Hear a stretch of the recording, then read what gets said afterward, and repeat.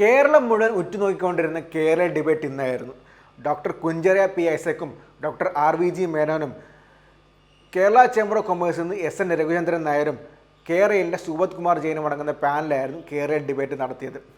എല്ലാവരും പ്രതീക്ഷിച്ച പോലെ വലിയ രീതിയിലുള്ള വിവാദങ്ങളൊന്നും ഉണ്ടായിട്ടില്ല. പ്രതിപക്ഷവും മാധ്യമങ്ങളും കേരള ഇവരെ സംബന്ധിച്ച് പ്രതീക്ഷിച്ച പോലെ കാര്യങ്ങളൊന്നും നടന്നുമില്ല. കൃത്യമായിട്ടാണ് അവർ കാര്യങ്ങളെല്ലാം പറഞ്ഞത്. എല്ലാവർക്കും മനസ്സിലാവുന്ന രീതിയിൽ തന്നെയാണ് കാര്യങ്ങൾ പറഞ്ഞിരുന്നത്. പക്ഷേ ഇംഗ്ലീഷ് ആയതുകൊണ്ട് മാത്രം ചിലർക്ക് മനസ്സിലായിട്ടില്ല എന്നുള്ള വിമർശനങ്ങൾ ഉയർന്നു വരുന്നുണ്ട്. മലയാളത്തിലായിരുന്നെങ്കിൽ കുറച്ചുകൂടെ ബെറ്റർ ആയിരുന്നുമാണ് എല്ലാവരും പറഞ്ഞുകൊണ്ടിരിക്കുന്നത്. ഈ കേരള പാനലിനോട് കേരളത്തിലെ മാധ്യമങ്ങൾ ചോദിച്ച ചില ചോദ്യങ്ങൾ ഇപ്പോൾ നമുക്ക് കാണാം. ആ ചോദ്യങ്ങളും അതിനവർ കൊടുത്ത ഉത്തരങ്ങളും കൃത്യമാണ്. കൃത്യമായ ചോദ്യങ്ങൾക്ക് കൃത്യമായ ഉത്തരം.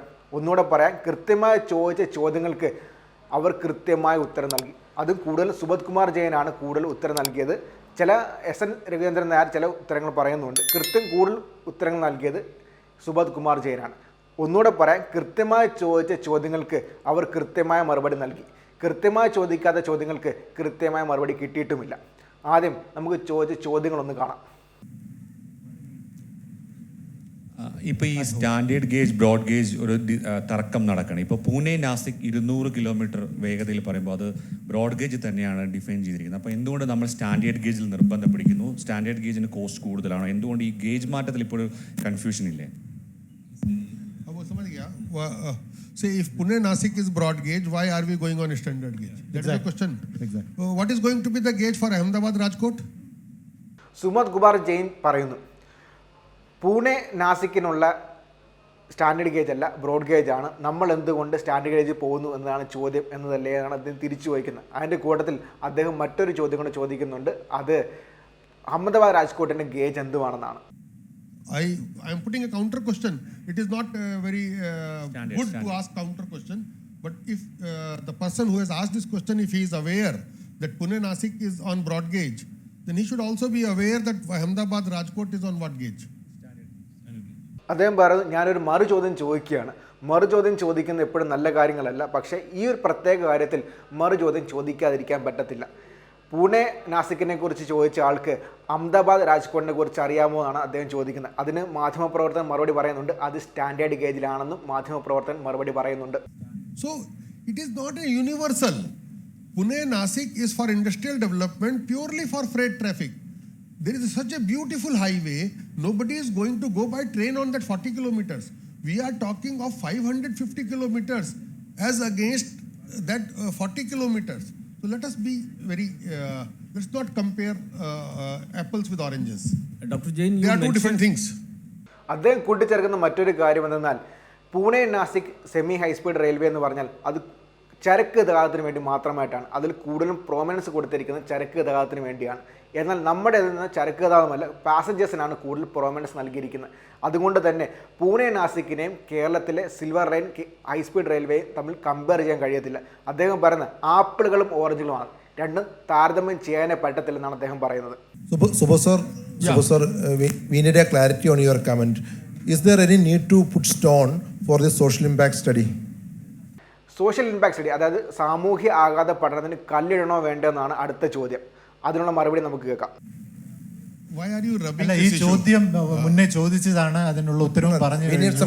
ഇനി അതിന് ക്ലാരിറ്റി വേണമെന്നുണ്ടെങ്കിൽ അദ്ദേഹം പറയുന്നത് സോഷ്യൽ ഇമ്പാക്ട് അസസ്മെന്റിന്റെ ഭാഗമായിട്ട്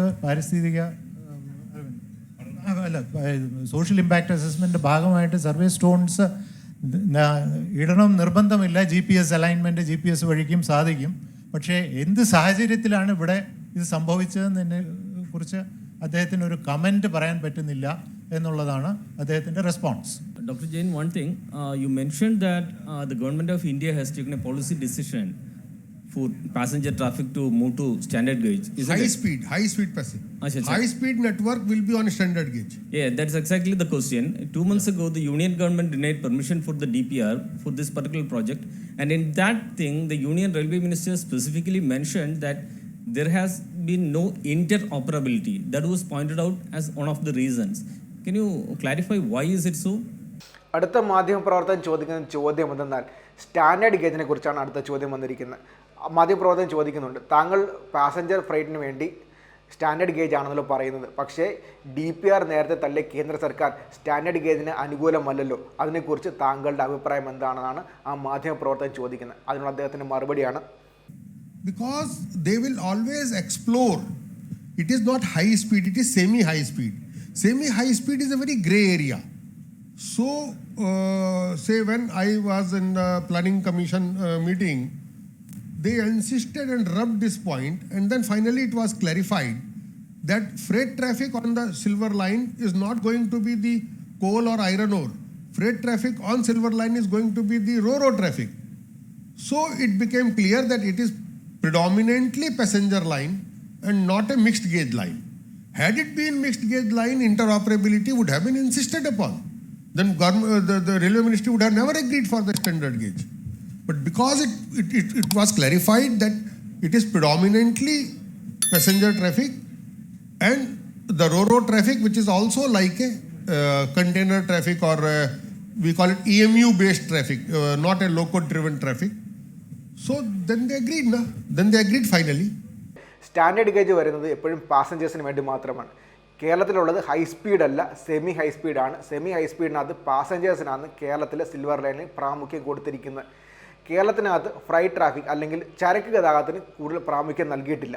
ഉള്ളത് തന്നെ റോറോ മോഡലായിട്ടാണ് ചരക്ക് ഗതാഗതത്തിന് പ്രാമുഖ്യം കൊടുത്തിരിക്കുന്നത്. അതുകൊണ്ട് തന്നെ കേരളത്തിലുള്ളത് സെമി ഹൈ സ്പീഡിനകത്ത് സ്റ്റാൻഡേർഡ് ഗേജിൽ മതി എന്നാണ് അദ്ദേഹം പറയുന്നത്. അതിന് കേന്ദ്ര സർക്കാർ അനുകൂലമായിരുന്നുവെന്നും അദ്ദേഹം പറയുന്നുണ്ട്. അതിനുശേഷം മാധ്യമപ്രവർത്തകൻ വീണ്ടും ചോദിക്കുന്നുണ്ട്, They haven't agreed, but anyway, I guess you are contradicting yourself because just now. हाँ बिल्कुल. बताएं. No. You said this is going to be a feeder line in future, isn't it? അതിനുശേഷം മാധ്യമപ്രവർത്തകൻ ചോദിക്കുന്ന ഇതാണ്, താങ്കൾ നേരത്തെ പറഞ്ഞ കാര്യങ്ങളുമായിട്ട് ബന്ധമുള്ള കാര്യമല്ലല്ലോ ഇപ്പോൾ പറയുന്നതാണ് പറയുന്നത്. അദ്ദേഹം പറയുന്നുണ്ട്, ദേശീയ തലത്തിൽ ഒരു ഫീഡർ ലൈനായിട്ട് മാറാൻ സാധ്യതയുണ്ടെന്ന് താങ്കൾ നേരത്തെ പറഞ്ഞിരുന്നല്ലോ. സ്റ്റാൻഡേർഡ് ഗേജ് മാത്രമായിട്ടാണെങ്കിൽ അങ്ങൊരു സാധ്യത ഉണ്ടോ എന്നാണ് മാധ്യമപ്രവർത്തകൻ വീണ്ടും ചോദിക്കുന്നത്. അതിനുള്ള അദ്ദേഹത്തിൻ്റെ മറുപടി നമുക്കൊന്ന് കേൾക്കാം.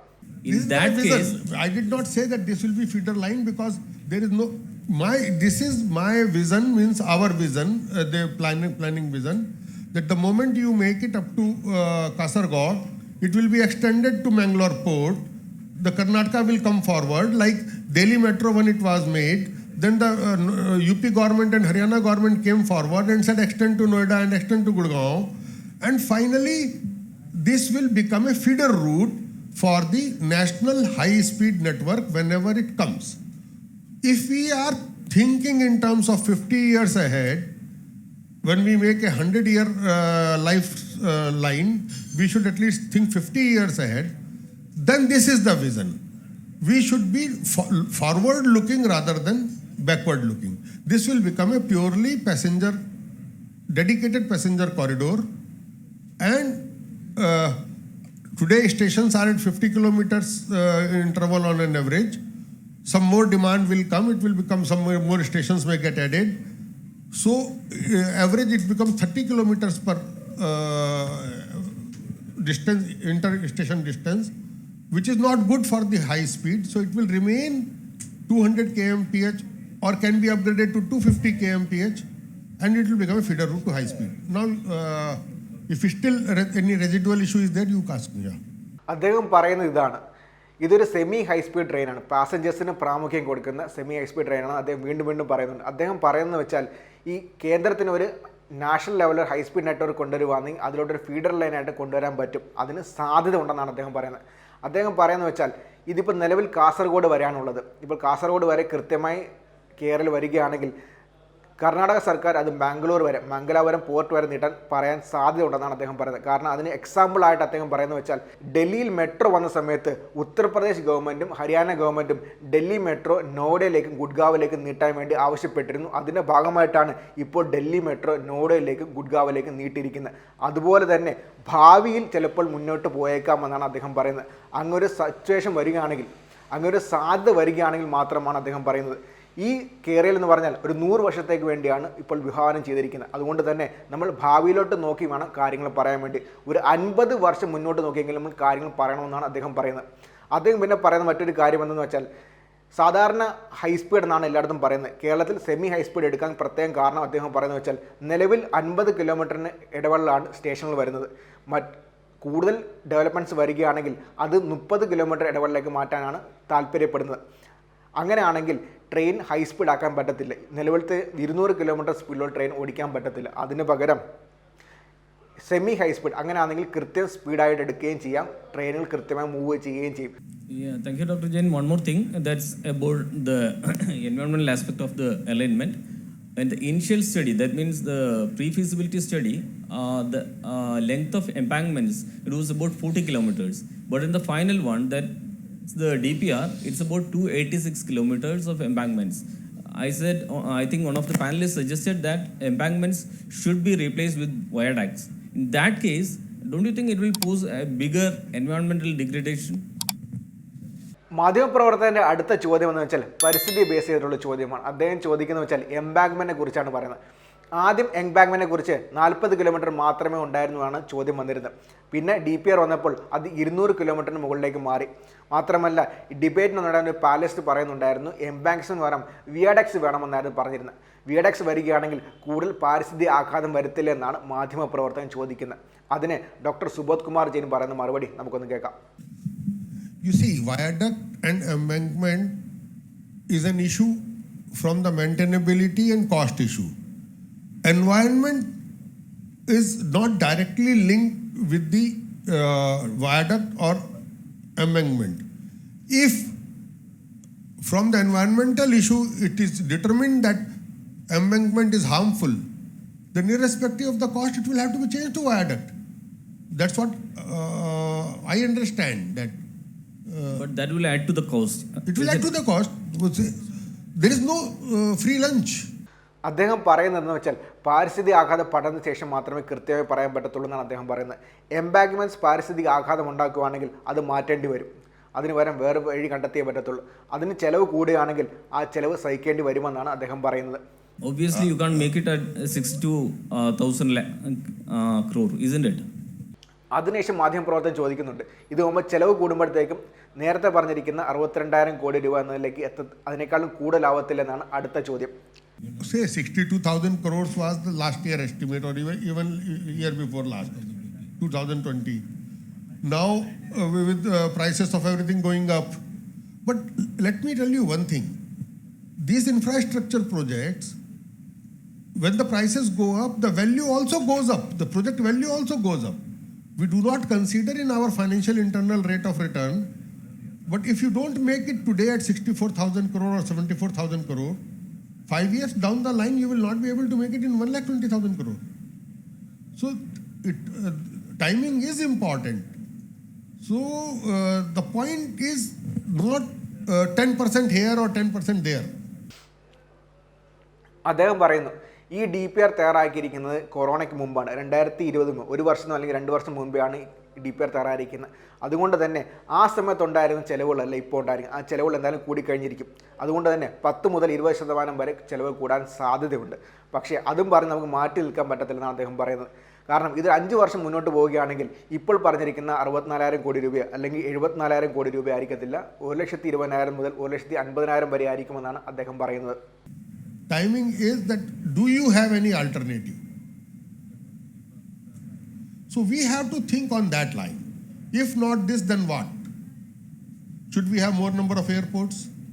Should we have widen this national highway to 16 lane?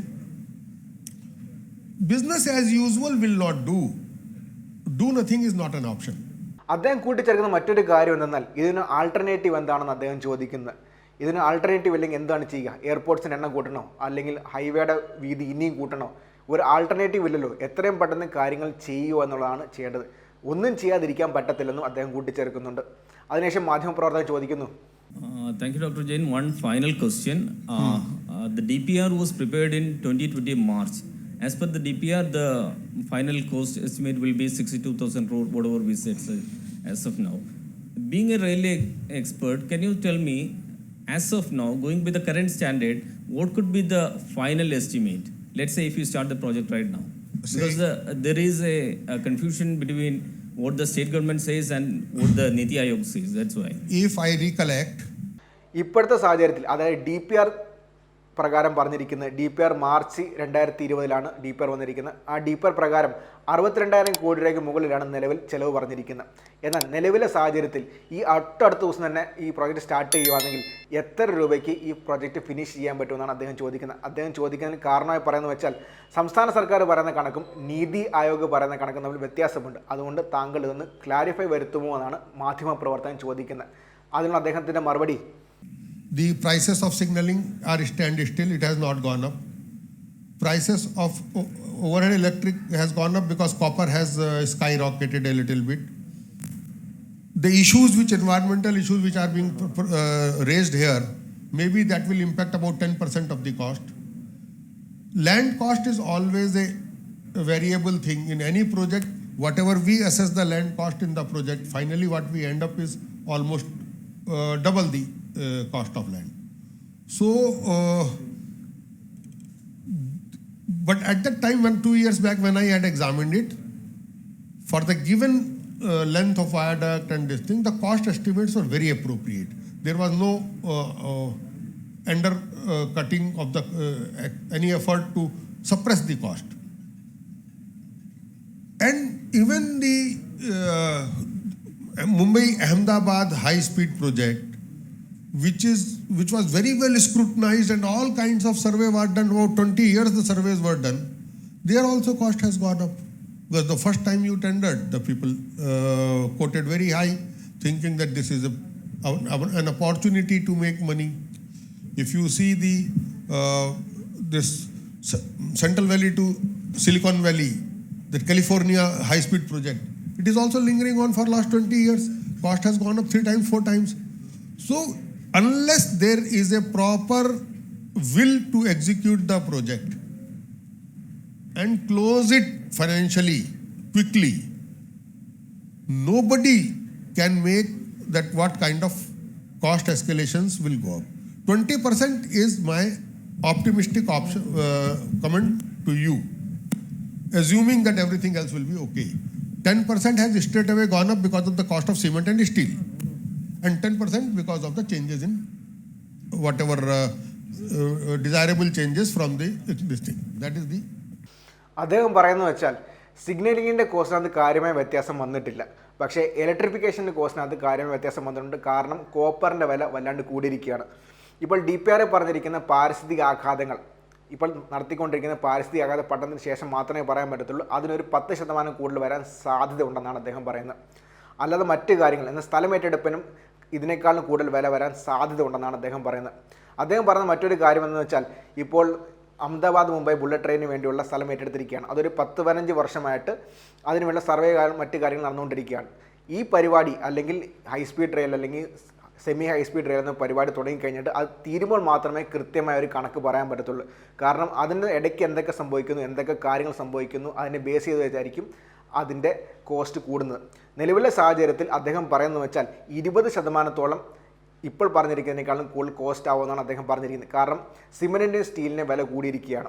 പിന്നെ മറ്റ് പാരിസ്ഥിതിക ആഘാതങ്ങളും സ്ഥലത്തിൻ്റെ വില ഞങ്ങൾ കമ്പയർ ചെയ്തിട്ട് അദ്ദേഹം പറയുന്നത് വെച്ചാൽ ഏകദേശം 20% കൂടും. അദ്ദേഹം പറയുന്നത് വെച്ചാൽ എത്രയും പെട്ടെന്ന് ഈ പദ്ധതി തീർക്കുക, അതാണ് ഏറ്റവും ചിലവ് കുറയ്ക്കാനുള്ള ഏറ്റവും കൃത്യമായ മാർഗ്ഗമെന്നും അദ്ദേഹം കൂട്ടിച്ചേർക്കുന്നുണ്ട്.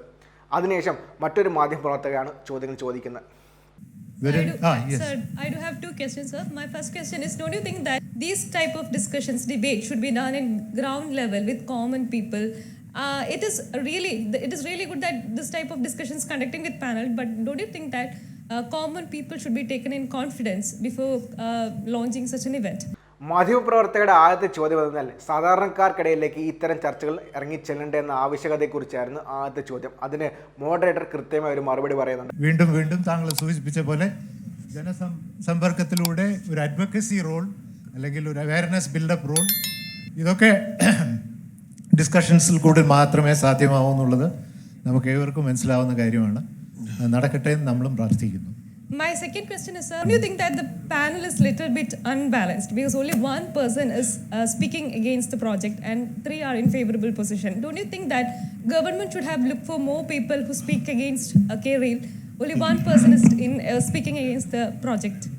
രണ്ടാമത്തെ ചോദ്യം എന്തെന്ന് വെച്ചാൽ കേരളിൻ്റെ ഡിബേറ്റ് പാനലിനെ കുറിച്ചാണ്. ഡിബേറ്റ് പാനലിനകത്ത് 3 പേർ കേരളിനെ അനുകൂലിക്കുകയും ഒരാൾ കേരളിനെതിരെ പറയുകയും ചെയ്യുമ്പോൾ അതൊരു ഇൻബാലൻസ് അല്ലേ, 3-3 വേണ്ടേ എന്നാണ് അദ്ദേഹം ചോദിക്കുന്നത്. കുറച്ചുകൂടെ കേരളിനെ എതിരായിട്ട് പറയുന്നവർക്കിടയിലേക്ക് ഇറങ്ങി ചെല്ലണ്ടേ എന്നാണ് മാധ്യമപ്രവർത്തകരുടെ ചോദ്യം.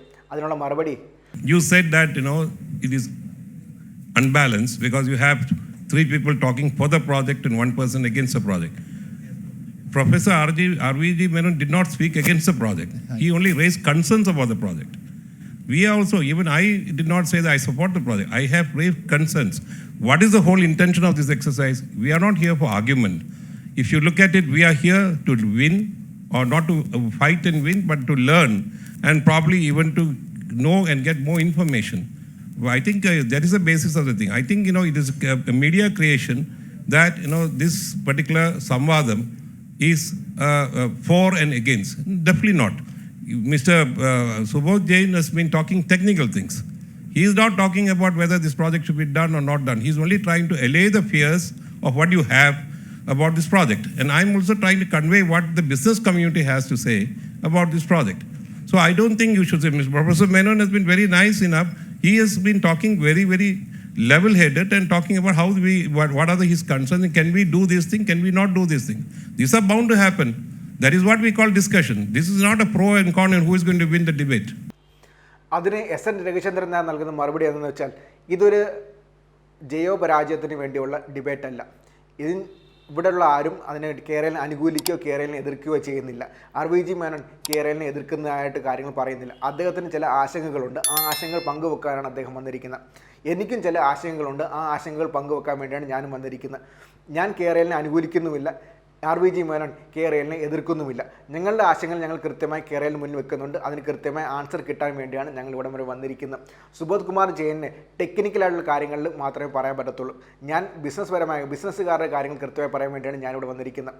RVG മേനോൻ അദ്ദേഹം കൃത്യമായ കാര്യങ്ങൾ പറയുകയും ചെയ്തു, അദ്ദേഹത്തിൻ്റെ ആശയങ്ങൾ പങ്കുവെക്കുകയും ചെയ്തു. അതിന് കൃത്യമായ ആൻസർ കൊടുക്കാൻ സാധിച്ചു എന്നാണ് കരുതുന്നത്. ഇതൊരു ജയോ പരാജയമുള്ള കാര്യമല്ല. സംവാദം ഒരു യുദ്ധമാണെന്ന രീതിയിൽ മീഡിയ കൊണ്ടുവന്ന ഹൈപ്പ് മാത്രമാണ്, അതല്ലാതെ മറ്റൊന്നുമില്ലെന്നാണ് SN രഘുചന്ദ്രൻ നായർ കൃത്യമായി പറഞ്ഞു വെക്കുന്നത്. അതിനുശേഷം അടുത്ത ചോദ്യം, And as media representative, you are the bridge. If someone is not there, you can represent. I think you already go through the entire DPR, and the DPR is still before railway board, pending before railway board. Are you happy with are you satisfied with this, the DPR? Satisfied is a very big thing. See, we should never be satisfied with anything in life. The moment you are satisfied, growth stops. So today the DPR is before you. So many people are speaking, they have not gone through the DPR. I have gone through the DPR, each and every page of it, 2,000 pages. I will say this is reasonable. Now the people are raising the issue, it will be refined. Say when the Niti Aayog asked questions, certain portions of the DPR got refined. This is the interactive process. There is no for it. Yeah, satisfied is something which is not correct. മാധ്യമപ്രവർത്തകരുടെ ചോദ്യം എന്താണ്? ഇപ്പോൾ DPR ഇപ്പോൾ railway technical ബോർഡിന് മുമ്പിലാണ്, അവർ ഇതുവരെ approve ചെയ്തിട്ടില്ല. താങ്കൾ ഈ DPRൽ സംതൃപ്തനാണോ എന്നാണ് സുബോധ് കുമാർ ജെയിനോട് മാധ്യമപ്രവർത്തകൻ ചോദിക്കുന്നത്. അതിനുള്ള അദ്ദേഹത്തിൻ്റെ മറുപടി എന്ന് വെച്ചാൽ, സംതൃപ്തി എന്നാലൊരു വലിയൊരു വേർഡാണെന്നും വലിയൊരു വാക്കാണെന്നും സംതൃപ്തി എന്ന് വരുന്നു അന്ന് വളർച്ച മുരടിക്കുമെന്നാണ് അദ്ദേഹം പറഞ്ഞിരിക്കുന്നത്. അദ്ദേഹം മറ്റൊരു ഉദാഹരണം പറയുന്നത് വെച്ചാൽ, നീതി ആയോഗിന് മുന്നിൽ ഈ DPR സമർപ്പിച്ചപ്പോൾ അവർ കുറച്ച് കാര്യങ്ങൾ പറഞ്ഞു, അതുകൊണ്ട് DPR ഇമ്പ്രൂവ് ആണ് ചെയ്തത്. ഇതുപോലത്തെ സംവാദങ്ങളിലൂടെ DPR കൂടുതൽ ഇമ്പ്രൂവ് ആക്കാനാണ് ശ്രമിക്കുന്നത്. DPR കൊണ്ട് ഞാൻ സംതൃപ്തനാണോ എന്ന് കൃത്യമായി പറയാൻ പറ്റത്തില്ലെന്നും അദ്ദേഹം പറഞ്ഞു. കാരണം അത് വളർച്ചയെ മുരടിപ്പിക്കുമെന്നാണ് അദ്ദേഹത്തിൻ്റെ വാദം. അതിനുശേഷം മാധ്യമപ്രവർത്തകർ ചോദിക്കുന്നു, രഘു സാർ പറഞ്ഞ മീഡിയ ഹൈപ്പാണ്, പക്ഷേ ആദ്യം അങ്ങനെയല്ലായിരുന്നു ബാലൻസ് ചെയ്തത്. 3 പേർ ഒപ്പോസ് ചെയ്യുന്നു, 3 പേർ സപ്പോർട്ട് ചെയ്യുന്നു. ആ ബാലൻസ് മാറിയതാണ് ഞങ്ങൾ ചൂണ്ടിക്കാണിച്ചത്. അപ്പോൾ ആ ബാലൻസിങ് കീപ്പ് ചെയ്ത് വേണ്ടേ ഡിസ്കഷൻ. മാത്രമല്ല ഇത് തുടക്കമാണെന്ന് മോഡറേറ്റർ പറയുമ്പോൾ ആദ്യം ഗ്രൗണ്ട് ലെവലല്ലേ ഡിസ്കഷൻ വേണ്ടതെന്നുള്ള പ്രധാനപ്പെട്ട ബിഗ് ക്വസ്റ്റ്യൻസ് ഇപ്പോഴും അവശേഷിക്കുകയല്ലേ. അതിനുശേഷം മാധ്യമപ്രവർത്തകൻ ചോദിക്കുന്ന ചോദ്യം എന്തെന്ന് വെച്ചാൽ, ഈ 3-1 ബാലൻസിനെ കുറിച്ച് മാത്രമാണ്. ആദ്യം അങ്ങോട്ടും ഇങ്ങോട്ടും പരസ്യമായ സംവാദം അല്ലെങ്കിൽ യുദ്ധമെന്ന രീതിയിലല്ലേ നിങ്ങൾ പറഞ്ഞിരുന്നത്, അതുപോലെ തന്നെ അതുകൊണ്ടല്ല ഞങ്ങൾ ചോദിച്ചതെന്നാണ് മാധ്യമപ്രവർത്തകൻ ചോദിക്കുന്നത്. ഇതിന് കൃത്യമായ മറുപടി SN രഘുചന്ദ്രൻ നായരാണ് നൽകുന്നത്. ആ മറുപടി അടിപൊളി മറുപടിയാണ്. ഞാനും ഒരു മീഡിയ മെമ്പറും കൂടെയാണ്. ഞാൻ പറയുന്നത്, I'm not saying is hype. ഞാൻ പറഞ്ഞു വന്നത്, 2 പേരെ അവർ സെലക്ട് ചെയ്തു. ബാക്ക് ഔട്ട് ചെയ്യുന്നത് ഒരു ഫ്ലിംസി റീസൺ പറഞ്ഞ് ബാക്ക് ഔട്ട് ചെയ്യുന്നതല്ല അതിൻ്റെ റീസൺ. ഞങ്ങളൊക്കെ വിളിച്ചത് ഒരു കെയറയിൽക്കാരാണ്. സോ ചീഫ് സെക്രട്ടറിയെ നമ്മൾ ഇൻവൈറ്റ് ചെയ്യണമെന്ന് പറയുന്നതിനകത്ത് ലോജിക്കൊന്നുമില്ല. കിട്ടുന്ന ഫോറത്തിൽ വന്ന് പ്രസൻറ്റ് ചെയ്യാനുള്ള ഒരു ഓപ്പർച്യൂണിറ്റി കളയാതിരിക്കുക, അതാണ് നമ്മൾ ചെയ്യേണ്ടത്. അല്ലാതെ നമ്മൾ കിട്ടുന്ന ഓപ്പർച്യൂണിറ്റി ബാക്ക് ഔട്ട് ചെയ്തിട്ട് ഒരു ഫ്ലിംസി റീസൺ പറഞ്ഞ് മാറുമ്പം it is not our fault. അത് ഇപ്പോൾ ബാക്കി ആൾക്കാരെ ഇതിപ്പോൾ ലാസ്റ്റ് മിനിറ്റിൽ എനിക്ക് അറിഞ്ഞൂടെ വാട്ട് ഹാപ്പൻ. ഇപ്പോൾ ലാസ്റ്റ് മിനിറ്റ് നമ്മൾ ഒരാളെ പോയി വിളിക്കുമ്പം പറയും ഞാൻ സ്റ്റെപ്പിനി ആണോ എന്ന് ചോദിക്കും. സ്റ്റെപ്പിനി ആണെങ്കിൽ ഞാൻ വരത്തില്ലാണോ പറയും. So this sort of attitude is always there. ഡിസ്കഷൻ്റെ തുടക്കം തന്നെ മോഡറേറ്റർ പറഞ്ഞു ഒരാൾ എതിർക്കുന്നു 3 പേർ അനുകൂലിക്കുന്നു. അതുകൊണ്ട് നോട്ട് മീഡിയ ഹൈപ്പ് അല്ല അത്.